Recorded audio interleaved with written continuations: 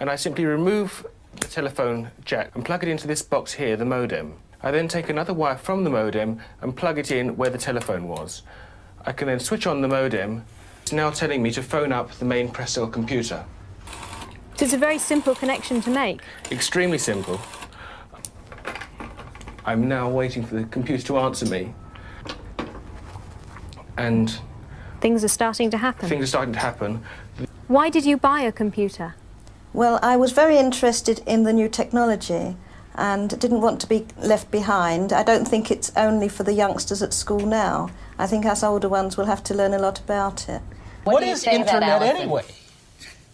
Internet is that massive computer network, the one that's becoming really big now. What do you mean? That's big? How does one? What do you write to it like mail? No, a lot of people use it and communicate. I guess they can communicate with NBC writers and producers. Allison, can you explain what Internet is? The world is in financial disarray.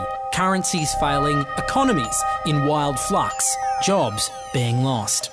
But what if you could build an entirely new economy, one specifically designed for the digital realm? Well, that is the dream behind Bitcoin. Bitcoin, for those of you who don't know, is an electronic online currency that was created in 2009. It was made by someone who did it under the pseudonym Satoshi Nakamoto.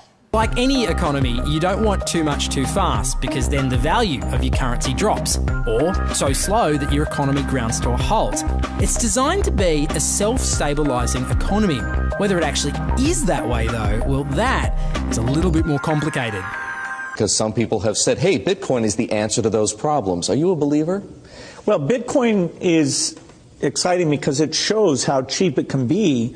Bitcoin is better than currency in that you don't have to be physically in the same place. And, of course, for large transactions, currency can get pretty inconvenient. And what is Bitcoin? Bitcoin is a currency on the internet. I sent 100 euros worth of Bitcoin from here in Tokyo directly to you guys through this camera, through the network, through the TV, right into your home. If I had tried to do that, send you the money with a traditional bank, it would have taken several days and probably cost 30 euros. I just did it right now with Bitcoin instantly, basically for free, and didn't have to ask anybody for permission. I didn't need a bank, I didn't need a government, I didn't need anybody. I just needed myself and you and our smartphones to do it. That's the power of Bitcoin. Wall Street is fraud, America is fraud, the world is fraud, banks are fraud, central banks are fraud. We live in an era of fraud. It's all based on fraud, and they get a percentage of the fraud. That's the business model. To suggest that there is any moral or ethical aspect to anything that's going on now is to be completely naive about the fact that we live in an era dominated by financial terrorists,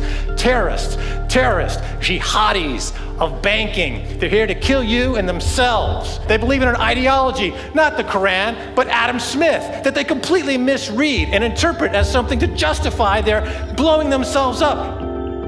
Janet Yellen's a terrorist! Mario Draghi's a terrorist! The Central Bank of Japan is a terrorist! These are the real terrorists!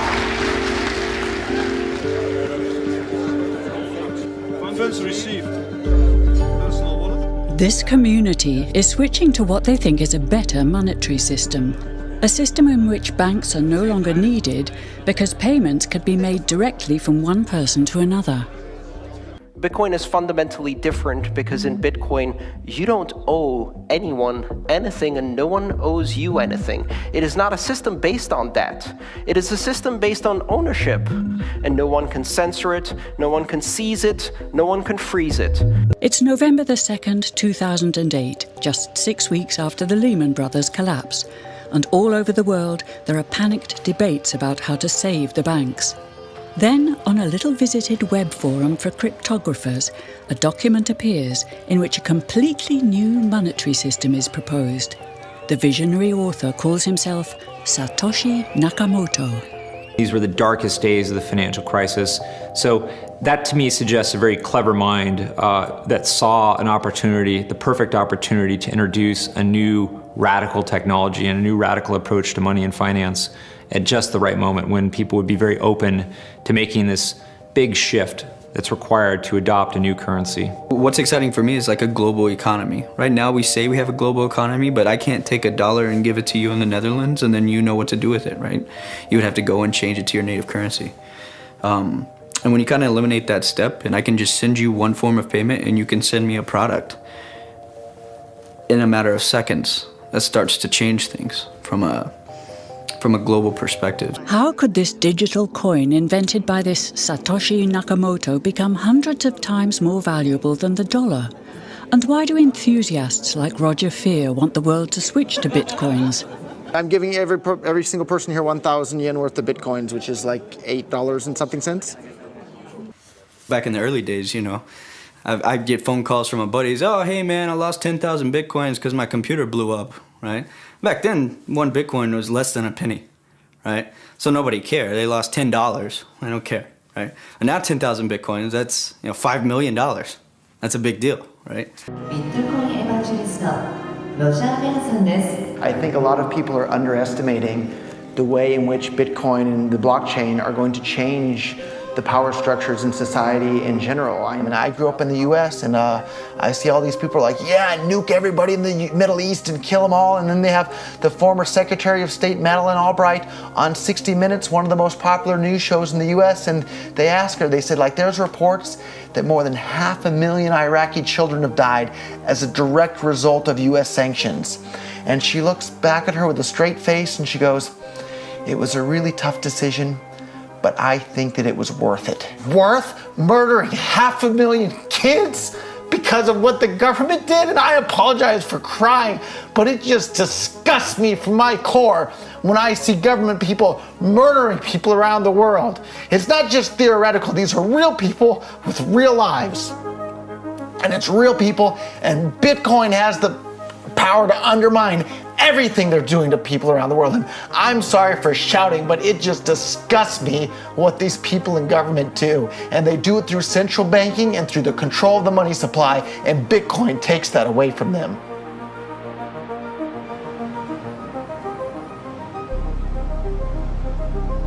You can buy Bitcoin at the Shell station. Check it out. Good. Got $2. Hit finish. Oh. $2 Bitcoin. Just like that. From this machine. I just turned cash into digital currency. So thinking that it's too late to get involved in Bitcoin is like thinking it's too late to get involved with the internet or too late to get involved with using a cell phone. Like, it's not too late to get involved with Bitcoin. If Bitcoin becomes really popular all over the world, Bitcoins are going to have to be worth at least tens of thousands of dollars a Bitcoin, if not hundreds of thousands of dollars per Bitcoin. So thinking it's too late to get involved with Bitcoin is like thinking it's too late to get involved with using the internet. Of course not. Like, it's ubiquitous in our lives, and Bitcoin's going to become ubiquitous in our lives as well.